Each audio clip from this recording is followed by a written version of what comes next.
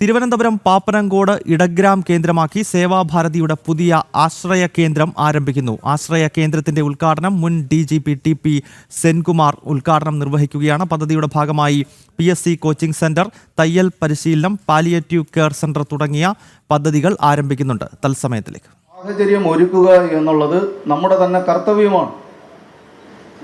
ആ കർത്തവ്യം ഈശ്വരാർച്ചനയായി ചെയ്യണം എന്നുള്ളതാണ്. അങ്ങനെ ഈശ്വരാർച്ചനയായി ചെയ്യുമ്പോൾ നമ്മൾ വേറൊന്നും പ്രതീക്ഷിക്കുന്നില്ല.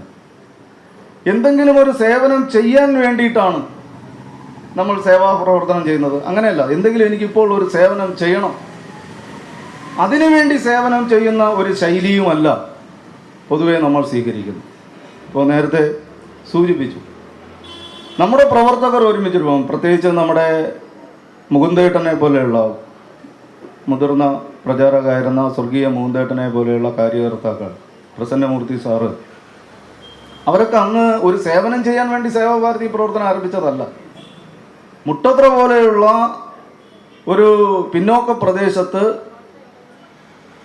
ത്വക്ക് സംബന്ധമായ അസുഖങ്ങളാൽ നമ്മുടെ ആൾക്കാർ, സഹോദരങ്ങൾ ബുദ്ധിമുട്ടുന്നു. തിരുവനന്തപുരം കോർപ്പറേഷനിലെ അല്ലെങ്കിൽ ഈ നഗരപ്രദേശങ്ങളിലെ മുഴുവൻ മാലിന്യങ്ങളും ഡംപ് ചെയ്യുന്ന ഒരു പ്രദേശമായി മുട്ടത്ര മാറി. അവിടെ വളരെ പാവപ്പെട്ട ജനവിഭാഗങ്ങൾ ജീവിക്കുന്നു.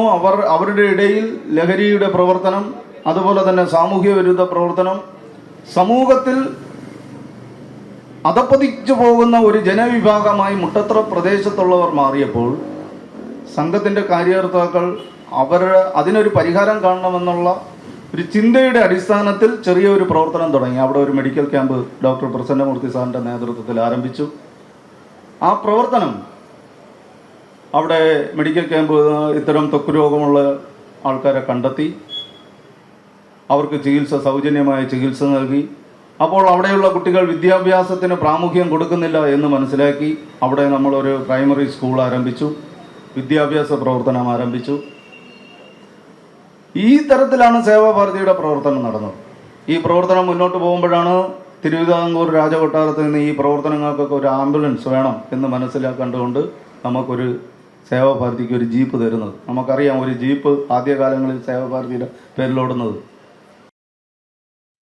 പാപ്പനംകോട് സേവാഭാരതിയുടെ നേതൃത്വത്തിൽ പുതിയ ആശ്രയ കേന്ദ്രം ആരംഭിക്കുകയാണ്. മുൻ DGP TP സെൻകുമാർ അതിൻ്റെ ഉദ്ഘാടന കർമ്മം നിർവഹിക്കുന്നു.